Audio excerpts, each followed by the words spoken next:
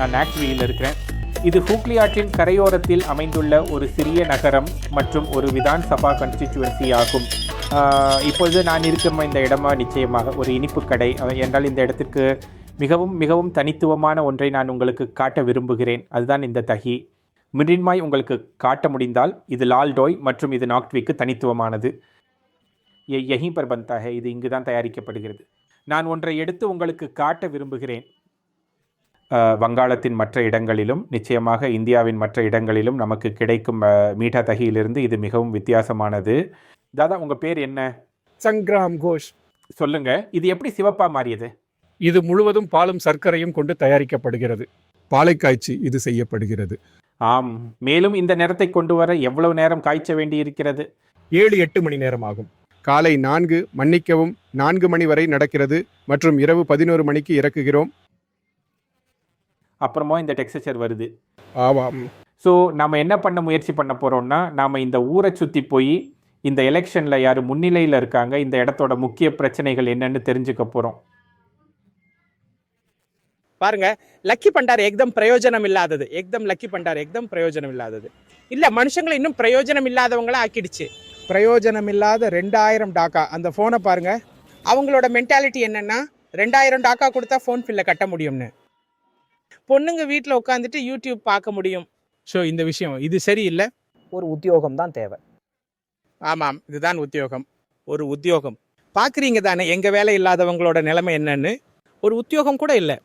இன்னைக்கு வரைக்கும் ஒரு உத்தியோகம் கூட கிடைக்கல. மேலும் ஈவன் நான் செய்கிற வேலை, நானும் ஒப்பந்த அடிப்படையில் தான் இருக்கிறேன். மாற்றம் என்பது அவசியம். மற்றும் மாற்றம் ஏற்பட்டால் நல்லது. வேறு கிரகத்தில் இருந்து யாரும் வரமாட்டார்கள் அல்லவா? நீங்களே சொல்லுங்களேன். சிபிஎம் போய்விட்டது, திரிணாமுல் வந்து விட்டது. திரிணாமுல் ஆட்கள் எங்கிருந்து வந்தார்கள்? வேறு கிரகத்தில் இருந்து யாரும் வரலையே. ஆமாம், அப்படித்தானே. இந்த முறை பிஜேபி வந்தால் 3000 ரூபாய் தருவதாக பிஜேபி சொல்கிறது. இதனாலும் மேலும் லாபம் கிடைக்கும். அப்படி என்றால் வேலையின்மை இன்னும் அதிகமாகுமே. விஷயத்தை புரிஞ்சு பாருங்க. ஆமாம் ஆமாம், புரிஞ்சுதா? ஆமாம். அதனால மாற்றம் நடக்கும்னு நான் நினைக்கிறேன். மனிதாபிமானத்துக்காக வர்றவங்க. சாப்பிடுவோம், கொள்ளையடிப்போம், திருடுவோம், பட்டப்பகலில் நடுப்பகலில். இதுக்காக இல்லை, நான் உறுதியா விரும்புறேன். ஒவ்வொரு 5 வருஷங்களுக்கும் நடக்கிற தேர்தலில் எல்லாரும் மாறி மாறி வர்றது தான் சரி. அதாவது தொடர்ச்சியா 30 வருஷம், தொடர்ச்சியா 15 வருஷம், மறுபடியும் இவங்க இன்னும் 5 வருஷம்னு எதிர்பார்க்குறாங்க. இல்லை, நான் ஒவ்வொரு 5 வருஷத்துக்கும் மாற்றம் நடக்கணும்னு விரும்புகிறேன். அப்போதான் அந்த சமநிலை இருக்கும். என் கருத்துப்படி.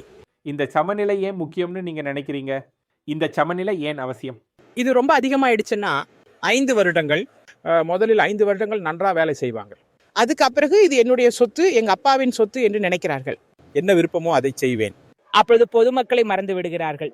சொந்த சொத்து என்றால் ஜமீன்தாரி வகை. அதுக்கு என்ன வார்த்தைன்னு எனக்கு தெரியவில்லை. அந்த மாதிரியான மனநிலை. ஆனால் 5 வருடங்கள். என் கருத்துப்படி எனக்கு என்ன தோன்றுகிறது என்றால், 5 வருடங்களுக்கு பிறகு மாற்றம் ஏற்பட்டால் என்ன ஆகும் என்றால், நான் இன்றைக்கு வயிறு முட்டை சாப்பிடுகிறேன், அடி வாங்குகிறேன், வயிறு நிரம்ப சாப்பிடுகிறேன், அடிக்கிறேன், மன்னிக்கவும், அடிக்கிறேன், வயிறு நிரம்ப சாப்பிடுகிறேன், கொள்ளை அடிக்கிறேன். 5 வருடங்களுக்கு பிறகு எனக்கும் இதே விஷயம் நடக்கல. இந்த பயம் இருந்தா என் கருத்துப்படி இது இவ்வளவு நடக்காது. என் கருத்து இது முழுக்க தீதியின் ராஜ்யம். இந்த தீதி எவ்வளவு டெவலப் பண்ணியிருக்காங்களோ அதுக்கு முன்னாடி யாரும் இல்லை. இந்த பிஜேபி அரசாங்கம் இருக்கு, மோடி இருக்காரு, அவங்க இந்து மற்றும் முஸ்லீம் 2 பேரையும் பிரித்து விட்டுடுறாங்க. சரி, இதனால எதுவும் நடக்காது இல்லையா? தேசம் ஒன்றும் முன்னுக்கு வராது. இந்து மற்றும் முஸ்லீம். நம்ம நாடு இண்டிபெண்ட் ஆனப்போ எல்லாரோட கான்ட்ரிபியூஷனும் இருந்துச்சு. இந்து இல்லை, முஸ்லீம், புத்தர், நீங்கள் என்ன வேணா சொல்லுங்க. இங்கே முழுக்க தீதியோடது தான். போன தடவை 2021 நடந்த தேர்தலை விட இந்த தடவை இன்னும் அதிக சீட் கிடைக்கும். உங்களுக்கு அதிகமாக கிடைக்கும்னு தோணுதா? ஆமாம், அதை விடவும் அதிகமாக கிடைக்கும். ஏன்னா இந்த தடவை அவங்க அப்படி செஞ்சதால என் வீட்டிலேயே வச்சுக்கோங்க, என் பொண்டாட்டி விஷயமே போயிடுச்சு. சரி, என் மனைவியோட விஷயம் போயிடும். என் உறவினர்கள் எவ்வளோ பேர் இருக்காங்களோ அவங்க கொஞ்சம் பிஜேபிக்கு ஓட் கொடுப்பாங்க. அது பிஜேபிக்கு இருந்த கொஞ்சம் நஞ்ச வாய்ப்பும். ஆனால் இப்படி செஞ்சு அவங்களோட நிலைமை இன்னும் மோசமாயிடுச்சு. சரி, நல்லது செய்ய வந்தவர் ஓட்டு வெட்டினால் மக்கள் அனைவரும் கோபமடைந்து விட்டார்கள். இன்னும் சீட் குறைஞ்சு விடும் சார். உங்களுக்கு லக்கி பண்டார் பணம் கிடைக்குதா தீதி? கிடைக்கிறது. இதனால் உங்களுக்கு ஏதாவது லாபம் இருப்பதாக நினைக்கிறீர்களா? லக்கி பண்டார் பல வேலைகளுக்கு பயன்படுகிறது. வாழ்க்கையில் பல வேலைகளுக்கு பயன்படுகிறது. எந்த மாதிரியான வேலைகளை உங்களால் செய்ய முடிகிறது? வாழ்க்கையில கொஞ்சம் கணவன்மார்களுக்கும் கொடுக்கப்படுகிறது. தனக்காக சில சாமான்கள் ஒரு டிக்கெட் வாங்கப்படுகிறது. நன்றாக போகிறது. கொடுத்தால் மாதம் முடிஞ்சதும் எங்களுக்கு கிடைத்தால் அது உபயோகமாக இருக்கிறது. ஆனால் அவர்கள் கொடுக்கிற பென்ஷன் அம்மாக்களுக்கு எங்களுக்கும் அந்த பண்டார் தொகையை அதிகரித்திருக்கிறார்கள். அதுவும் ஒரு 500 கூடினால் நல்லா இருக்கும். அதனால வயசானவங்களுக்கு மருந்து மாத்திரை தேவைப்படுது. இந்த மாதிரி இன்னும் சில பிஜேபி வந்தால் பணத்தை அதிகப்படுத்தி தருவேன்னு சொல்கிறாங்க. மம்தாவும் இதை தான் சொல்கிறாங்க. உங்களுக்கு யார் சொல்கிறது மேலே நம்பிக்கை இருக்குது? அவங்க தர்றேன்னு சொல்றாங்க. ஆனா அவங்க தர்றது இல்லையே. கொடுத்தா எல்லாமே நல்லா இருக்கும். கொடுத்தாங்கன்னா நிம்மதியா இருக்கும். எங்களுக்கு நிம்மதி வேணும். எல்லாம் சரியா போகணும். ரோட்ல நடக்கிறது எல்லா நேரமும் சரியா இருக்கணும். நாங்க ஆரோக்கியமா எல்லாத்தையும் செய்ய முடியணும். அதுதான் வேண்டும். எல்லா நேரமும் அமைதியின்மை. பசங்க பொண்ணுங்க வெளியே போனா அசௌகரியம் ஏற்படுது. அதெல்லாம் எங்களுக்கு நடக்காம இருக்கணும். அது சரியா இருக்கணும். அப்பதான் நாங்க நிம்மதியா நடமாட முடியும். உங்களுடைய கணிப்பின்படி இப்போ இருக்கிற அரசாங்கத்தில் அமைதி இருக்கா? இருக்கு. நிம்மதியா தான் இருக்கும். இன்னமும் எல்லாம் சரியா தான் இருக்கு. ஸோ இவ்வளோ பேர் பேசிகிட்டு இருக்காங்க. ஒரு இளம் நபராக உங்களை யார் முன்னுக்கு கொண்டு வர முடியும்னு நீங்கள் நினைக்கிறீங்க? உங்களுக்கு வேலை கொடுக்கறதுல யார் உதவ முடியும்? உங்களுடைய எதிர்காலத்தை பாதுகாக்க யார் உதவ முடியும்? என்னை பொறுத்த வரைக்கும் நான் நினைக்கிறேன் மோடிஜி. சரி, ஏன் அப்படி சொல்கிறீங்க? அதாவது அவர் சொல்கிறதுல என்ன நல்லது அப்படி என்று நீங்கள் நினைக்கிறீர்கள்? ஏனென்றால் இப்போது வேலை இல்லை இல்லையா? வேலை ரொம்ப குறைவு. இவ்வளவு படித்த பிறகும் மக்களுக்கு வேலை கிடைப்பதில்லை. அதுக்கு மேல இத்தனை தேர்வுகள் எழுதுகிறோம். கட் ஆஃப் எவ்வளவு இருந்தாலும் வேலை கிடைப்பதில்லை. இது எல்லாத்தையும் விட பெரிய வியாபாரம். அதனால தான் இப்படி யோசிச்சு சொல்றேன். ஏன் அப்படி?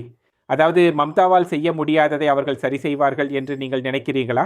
இது அவரவர் சொந்த அனுபவம். மேலும் நான் எனது சொந்த அனுபவத்திலிருந்து சொல்கிறேன், மோடிஜி வந்தால் ஒருவேளை வேலை சாத்தியமாகலாம். அது இப்போது நடக்கவில்லை. ஏனென்றால் இத்தனை வேலை தேர்வுகள் எழுதிய பிறகும் அது இன்னும் சாத்தியமாகவில்லை. ஒருவேளை மோடிஜி வந்தால் அது நடக்கும். மம்தாஜின்னு தோணுது. ஏன் அப்படி? எனக்கு அந்த பக்கம் பிடிச்சிருக்கு. எது? மம்தாவுடையது. மம்தாவுடையது ஏன்? எல்லாத்துக்குமே நல்லது. எங்க நவத்வீப்ல அமைதி வந்திருக்கு. அதுக்காக தான் எனக்கு பிடிச்சிருக்கு. எல்லாத்துலேயும் முன்னேற்றம் வந்திருக்கு. முன்னாடி நான் சின்ன வயசில் ரொம்ப கஷ்டப்பட்டிருக்கேன். இப்போல்லாம் பொண்ணுங்க பசங்க ரோட்டுக்கு வந்து நிறைய வேலை செய்ய முடியுது.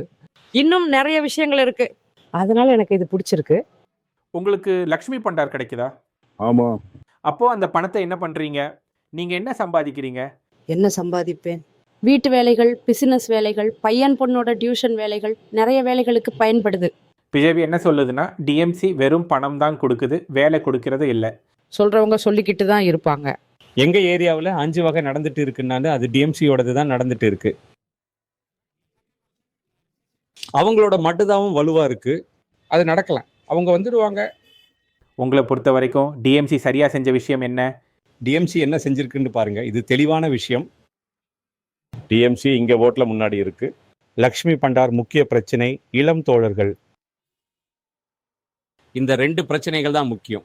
இந்த 2லும் டிஎம்சி முன்னணியில் உள்ளது. சரிதானே? மேலும் பாஜக மதத்தின் அடிப்படையில் முன்னணியில் உள்ளது. மொத்தத்தில் மேட்ச் நடக்கும். ஒரு பக்கம் மதம், மறுபக்கம் பிரச்சனை. சரியாக இதுதான். உங்களுக்கு என்ன தோன்றுகிறது? பாஜக வந்தால் மம்தா செய்யறதை விட அதிகமாக செய்யும் அப்படின்னு சொல்கிறது. மாற்றம் வர வேண்டும். இதுதான் எனக்கு தெரியும். ஒரே குறிக்கோளில் தான் நடக்கும். எந்த அரசாங்கம் மாறினாலும் என்னென்ன நல்லது கெட்டது அப்படின்னு யோசிக்க வைக்கும். ஆனால் மாற்றம் இல்லை என்றால் அது ஒரே குறிக்கோளில் தான் செல்லும். அப்போ உங்களை பொறுத்தவரை என்ன மாற்றம் ஏற்பட வேண்டும்? மாற்றம் வேண்டும். மாற்றம் வேண்டும். ஏன்? அதாவது அப்படி என்ன நடக்கணும்னு நினைக்கிறீங்க? யார் வேணும்னாலும் வரட்டும். பிஜேபியே வரட்டும், காங்கிரஸே வரட்டும். உங்களுக்கு ஏன் வேண்டும்? ஏன் வேண்டும்?